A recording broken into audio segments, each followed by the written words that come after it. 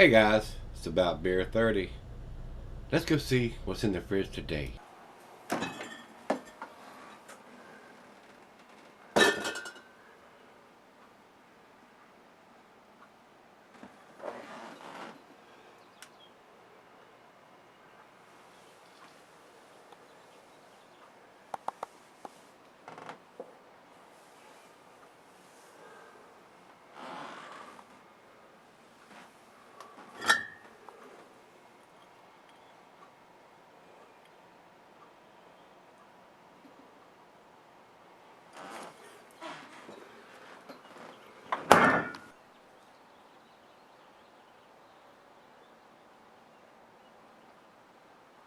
Hey everybody, thanks for stopping by Gregsbeerreviews today.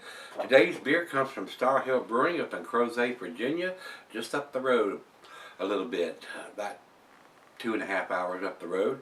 I went there many moons ago and did the tour of the brewery and tasted the beers. They were very tasty. And in my younger beer adventuring days, about the time that I went there, I was actually pouring beers for a bunch of beer festivals, and I actually poured for these guys at actually a couple times up in Charlottesville when they did brew festivals up there. I don't do too much of that anymore. I'm working all the time now, especially on Saturdays now that I got the gun store. I don't have the opportunity to go to these beer festivals anymore. So this is the third one in the four beer mail package. They sent me 4 different variations of their king of hot beers. We did their Imperial IPA. We did their mango habanero Imperial IPA. This is their orange Imperial IPA. ABV is 7.5%. IBUs are 50. Says dry hop with glorious amounts of American hops and real orange zest for an invigorating fresh aroma and majestic citrus characteristics. So, and this has only got 50 IBUs for an Imperial IPA. So they've kept the bitterness down on these beers. So shouldn't be too awfully overwhelming for the newbie to get into drinking an Imperial IPA. Because a lot of times these Imperial IPAs are into the 90, the 85, 90 plus, 100 plus IBUs. This one is not. This is basically almost into the pale ale category for IBUs. Yesterday's was a pale ale and it had 45. So very low bitterness for an Imperial IPA. And of course, it's only a 7.5%er. It's not a 9.5, 10, or 11%er. So, and I've been fairly impressed with the 2 that we've done before. So this is the third one. I've got one more left in there, and I think it's the coffee IPA. Which is a very unique style on its own. Usually the coffees are reserved for the darker beers, the porters and the stouts. So, and I may even had a barley wine that's had coffee infused in it. So we're going to get to that one next. Not tomorrow, but that'll be the next double IPA I'll probably review. So we've given you all the information off the card and everything, so there's nothing else to talk about. So let me get the cap off this bad boy, and I'll tell you, cuisine is barbecue. The cheeses are peppery, Monterey, pepper jack, sharp blue, cheddar, your stronger cheeses, gorgonzola and limburger. And the meat is game, grilled meat, and salmon. Let's go down the center on this. Glassware snifter tulip oversized wine glass. I got my favorite snifter today, the Sovereign beer glass. Guys, if you're interested in it, these links are in every video. Just go down to just click the show more, and it'll go down. You'll see the ecstasy, the pretentious beer is highlighted in a link. I'm still getting yesterday or this morning. I had somebody ask me. It's in every video, guys. And if you don't see it in the video, type in Sauvin beer glass, SAUVIN beer glass. Take you right straight to the site. So, didn't pour a very big head on this, even though we went down the center. Not super carbonated. There are some bubbles streaming up from the center. It is a very clear beer. It's a filtered beer, I'm sure. A nice amber color. But it didn't pour a big head. Wasn't like the one we did the other day from Deep Ellum when it just spewed all over the place like a volcano. I hate that. It chaps my ass. It usually costs them a grade point or so. I don't like a beer that spews out of the top of the bottle. Something going on there. Shouldn't happen. Looks good in the glass, guys. It really does. Let's get a nose to it. Definitely getting the orange, hints of some dankness in there, or sometimes as I call it, cat pee. I'm gonna say cat pee. Oh my God, it's just a term, guys. It's just the dankness. A lot of us reviewers and people that drink a lot of IPAs or double IPAs that have that dankness will often associate that cat pee aroma to some dankness. And this is an IPA. Don't sell it. A double IPA. Don't sell your IPAs or your double IPAs. Drink them as fresh as you possibly can. And I will tell you, Starr Hill's now using that big, bold blue writing like Wirebacker does, and it says packaged on 03/15/17, and day is April the 2nd.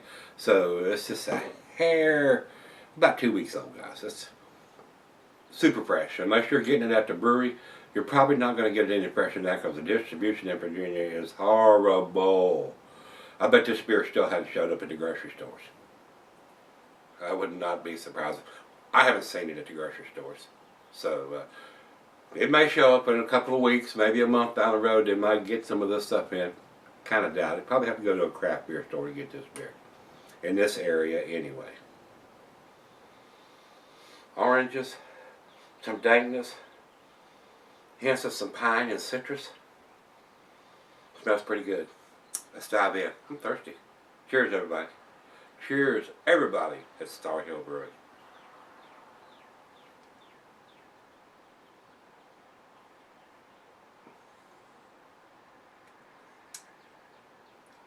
That is so easy drinking for an Imperial IPA. The bitterness is basically non-existent. Nice sweetness up front. Oranges, like I said, on the nose. I'm getting the same thing on taste. You can tell they put some orange peel or orange zest in there. Slight hint of some dank. It's not super dank. The Stone Enjoy By is more dank than this. A lot of other ones are more dank than this. Just a slight hint. Very citrusy.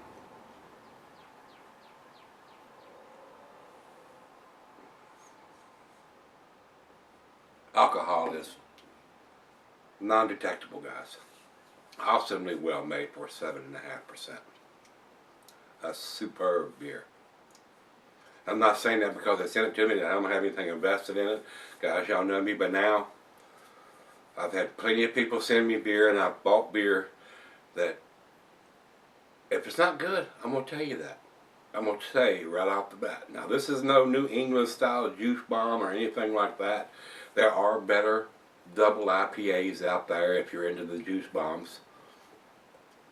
But as far as an easy drinking 7.5% low bitterness double IPA or Imperial IPA with a nice orange taste to it, which they brewed it with some orange zest or orange peel, very delicious. Very, very delicious. Would I buy this beer? More than likely I would.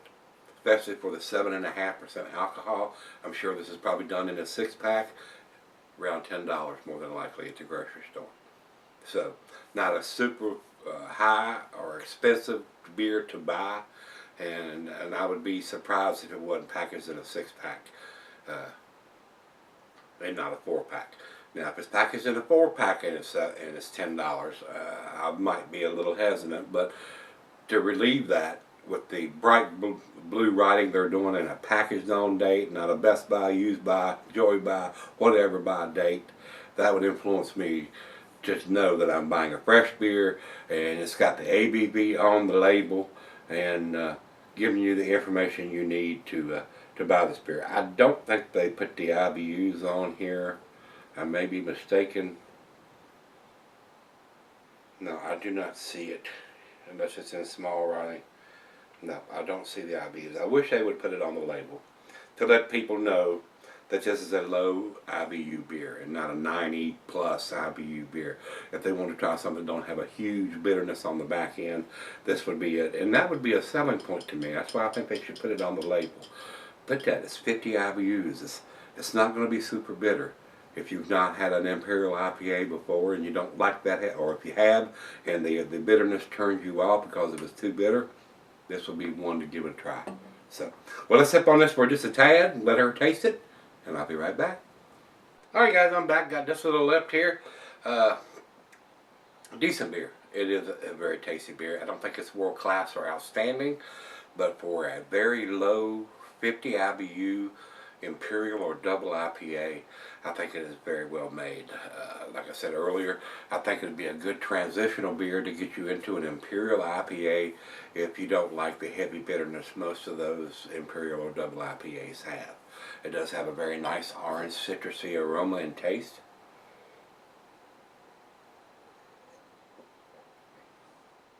The alcohol is super well hidden.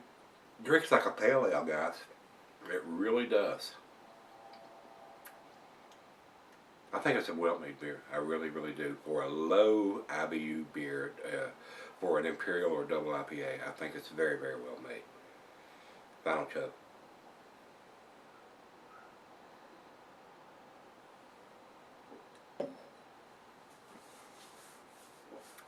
And I've said this before. I wish some of my local breweries, the ones in town here, and there are 3 or 4, 5, 6 of them, maybe even more than that, and the ones that's up the road a little bit, like Starr Hill and Blue Mountain and some of the others. There's probably, within a 3-hour drive, there's probably 20 different breweries. I wish some of them would do some of the juice bombs and get into that New England style. That's what I'd like to see happen. Something with a lot more taste. And a lot of the breweries around here brew a lot of transitional beers to me. They're trying to get the macro drinkers off of that into something that's not going to blow their palate out of their mouth. That's why they brew the easy drinking versions that they do.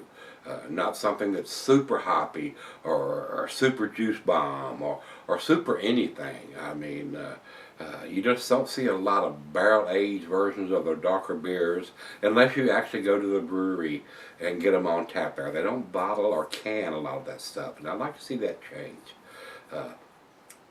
There's enough craft beer drinkers out now drinking craft beer. Of course, there's still a bunch of them still buying Budweiser, Miller, and Coors by the case just to get shit-faced. But there's enough of us that are buying craft beer that want to see them do these big bourbon barrel-aged versions of their dark beers. And they do them, guys. And they have festivals. They just had one yesterday, Rare Beer Festival here in Roanoke, where some of these breweries have brewed small batches of limited quantities of bourbon barrel or super tasty beers. But, you know, and I have been to a couple of those, but, you know, who wants to go pay $40, $50, $60 or even more for you and your certificate? I mean, I think I went to, the last one I went to was like 2 years ago, and 2 VIP passes were $100. And just, I'm probably not going to do that again. I mean, it was a fun time, but I just can't see spending $100 for me and my wife to go to a festival that's going to have tasty beer. Why can't you bottle it or can it, or have it in limited editions where we can get it like some of the other breweries do? Instead of have to actually go to the brewery, sit down, and drink it on tap there. So, I wish some of that would change. But anyway, let's get back to this one. Very tasty beer. I don't think it's world class or outstanding. A great transitional beer, guys, to get into a double or Imperial IPA that doesn't have a super huge amount of bitterness. Something some of you pale ale drinkers might want to, well, I've been drinking pale ales, let me jump over and grab this one. It's an IPA, but it's a low IBU IPA. It's not going to be super bitter on your palate. For me, guys, I'm going to give this a 8, A-. Packaged on date on it, ABV on it. Doesn't have the IBUs. I wish they would, to let the guys know that are buying this beer at the stores or wherever, that it's not going to be a 90 or plus IBU beer that's going to be super bitter.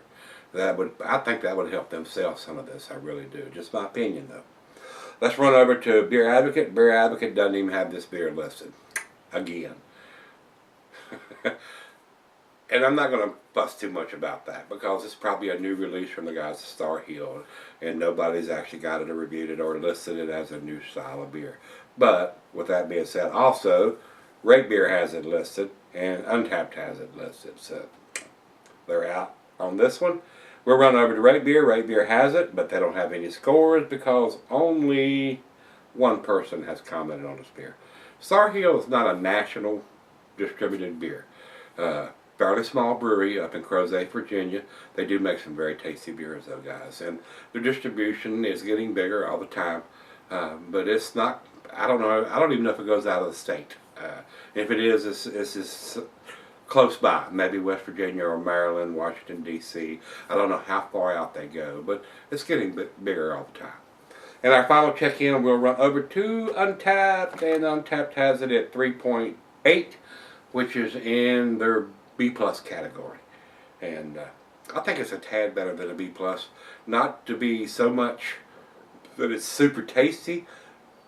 More in my aspect of giving it that grade is the low IBU bitterness on a double or Imperial IPA. And that's where I think is a selling point for this beer. And a lot of guys, like myself, don't mind a 90 plus IBU beer on a double IPA. But there are some people, I think, that could get into this beer style that has a lower IBU like this one does. So that's a selling point to me. I think they can market that. You know, this is not a 90 IBU beer. This is a 50 IBU beer. You can drink this and it's not going to be too bitter or blow your palate out of your mouth. That's a selling point to me to get the transitional guys over into this style of beer. So, if you've had this one from Starr Brewing, this is their King of Hop Orange Imperial or Double IPA. Let me know what you think. Come back tomorrow. Let's take something out of that fridge. See you then.